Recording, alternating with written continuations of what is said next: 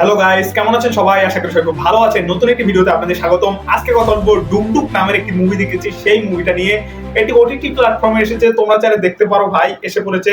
এবং এই মুভিটা যে নতুন একটি মুভি ভাই, যে একবার ফ্রেশ কন্টেন্ট, ফ্রেশ সব মনোবল এবং রিয়েল ইনসিডেন্টের উপরে বেস করে এই মুভিটা, তোমার তাই ফ্রেশ কন্টেন্ট বলা যায় একটা মুভি।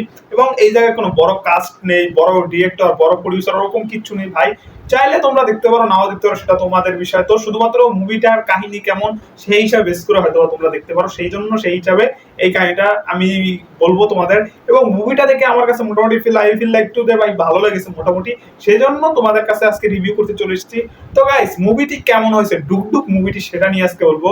তো যেই কাহিনী দেখানো হয়েছে সেটা হলো তোমার রাজস্থান, রাজস্থান, ভারতের একটি রাজস্থান এই প্রদেশ। সেই প্রদেশে তোমার একটি মানে যে মন্দির আছে, এই মানে সাইকেল বাবা নামের একটি মন্দির, সেই মন্দিরের উপরে কাহিনী করে বেস করে এই মুভিটা।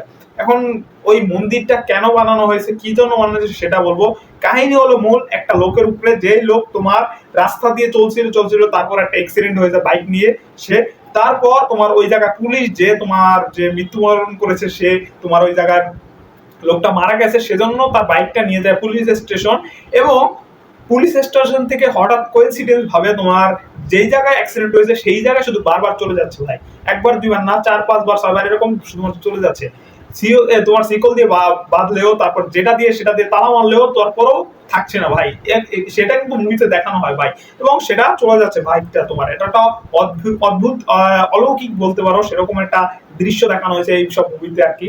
এবং তোমার সেই যে শুধু বাইকটা শুধুমাত্র সেই জায়গায় অ্যাক্সিডেন্ট স্পটে চলে যাচ্ছে। তারপর থেকেই তোমার গ্রামের লোকেরা তোমার একটা ওই জায়গা থেকে মন্দির বানিয়েছে, এবং ওই মন্দিরটা তোমার ওই জায়গায় বাইকটা রেখে দিয়েছে। এবং তারা ওই জায়গায় মনে করে যে ওই বাইকটা থাকলে হয়তো বা ওই মন্দিরটা থাকার কারণে ওই জায়গায় কোনো অ্যাক্সিডেন্ট হবে না, সেরকম একটা। তো রিয়েল গল্প হলো অন্যরকম, মানে রিয়েল ইনসিডেন্ট, মানে যে তোমার যদি গল্প রিয়েল ইভেন্ট থেকে নেওয়া হয়, কোনো মুভি বানানো হয়, সেই জায়গা থেকে কিছু তো পরিবর্তন করে প্রডিউসার বা রাইটার, এরকম কিছু তারা পরিবর্তন করে থাকে। তো এই জায়গা করেছে, এই জায়গা কাহিনী হলো যে সেই যে মন্দিরটা বানানো হয়েছিল, সেই মন্দিরটা হলো যে মারা গেছে তার বাবা বানিয়েছিল, কিন্তু এই জায়গায় দেখানো হয়েছে গ্রামের লোকেরা বানিয়েছে আর কি। তো গাইস, এই মুভিটির কাহিনী তোমাদেরকে বললাম। এখন যে অ্যাক্টিং ওয়াইজ কেমন হয়েছে ভাই, অ্যাক্টিং ওয়াইজ পুরো রিয়েল ভাবে মনে হয়েছে, প্রত্যেকটা ক্যারেক্টার, সবগুলো ক্যারেক্টার রিয়েল ভাবে মনে হয়েছে। কারণ এই মুভির বাজেট ওরকম নেই, বড় কোনো অ্যাক্টর অ্যাক্ট্রেস নেই। তো সেই হিসাবে একটা গ্রামের রাজস্থান শহরে তোমার একবারে ওই জায়গায় দেখানো হয়েছে, মেন্টালিটি ওরকমই দেখবে এবং সবকিছু ওরকম ভাবে রিয়েল ভাবে দেখানো হয়েছে, যেটা একটা মুভির প্লাস পয়েন্ট। এবং তোমার এই মুভিতে তোমার আরেকটা বড় নেগেটিভ দিক, যেটা আই ফিল ভাই, তোমরাও যদি দেখো ভাই সেটা ফিল হবে। তুমি একটা চিন্তা করো, একটা তুমি মুভি দেখতেছো, একটা সিন দেখতেছো, যে এই সিনটা দেখানো হচ্ছে, সেই সিনটা তোমার মানে যে যদি বড় সিন হয়, সেই বড় সিনে অনেকগুলো ঘটনা ঘটতে পারে, কিন্তু একটা সিনে একটা ঘটনায় কতক্ষণ দেখতে মন চায় তোমার। একজন মানুষ মারা গেছে, ইনভেস্টিগেশন করছে পুলিশ অফিসারে, বা তোমার প্রথম সিনই যখন অ্যাক্সিডেন্ট হয়, কতক্ষণ দেখতে পারো ভাই তুমি একটা সিন ভাই।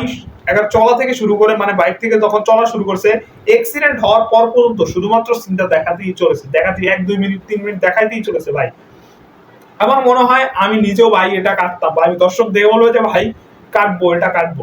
তো গাইস, 1 ঘন্টা 45 মিনিটের মুভি এই জায়গায়, মানে এই জায়গায় 1.5 ঘন্টা করতে পারতো অবশ্যই ভাই, এই মুভিটা কেটেছিল ভাই। তো অনেক ভাই যে পজ করে রেখেছে, অনেক জায়গায় ভাই যে আইফেল যে পজ করে রেখেছে ভাই, ডাইরেক্ট যে মানুষজন দাঁড়িয়ে রয়েছে তখন পজ করে রেখেছে, ক্যামেরা মনে হয় কাটতেই ভুলে গেছে, সেরকম একটা অবস্থা। তো মুভিটা ওইসব বা নেগেটিভ বাদ দিয়ে ভাই পজিটিভের দিকে কথা বললো। তোমার এই জায়গায় কোনো কথা নাই বললেই চলে, একারে নাই বললেই চলে, এবং শুধুমাত্র ব্যাকগ্রাউন্ড মিউজিক দিয়ে তোমার এই জায়গায় মুভিটা ফাটিয়ে দিয়েছে পুরো। মিউজিক দিয়ে এবং গল্পের কাহিনী দিয়ে তুমি এই জায়গায় মোটামুটি ভালো একটা গুড টাইম ওয়াচ মুভি করতে পারো।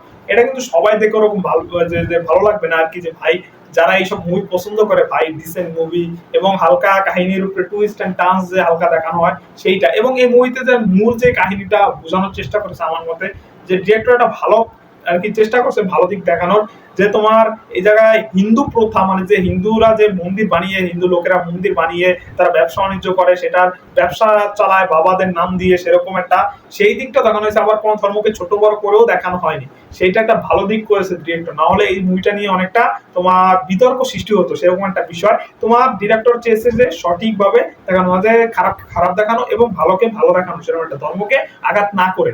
এবং তোমার হিন্দু ধর্মে এই জায়গায় যে কি করে মানুষজন এই জায়গায় অনেক ট্রাস্ট চালায়, তাদের ট্রাস্ট চালায়, এবং তোমাদের কিভাবে মন্দিরগুলো চালায় এবং মন্দিরকে স্থাপনা হয়, সেই জায়গা থেকে চুরি বাটপারি বাবারা কি করে ইনকাম করে সেইগুলো সব এই মুভিতে দেখানো হচ্ছে। এইসব মুভি যদি দেখতে চাও তাহলে অবশ্যই এই মুভিটা ডুগডুগ এই মুভিটা দেখতে পারো, অবশ্যই ভাই ওটিটিতে চলে এসেছে, দেখতে পারো ভাই। তো আজকে এই পর্যন্ত, সবাই ভালো থাকবে।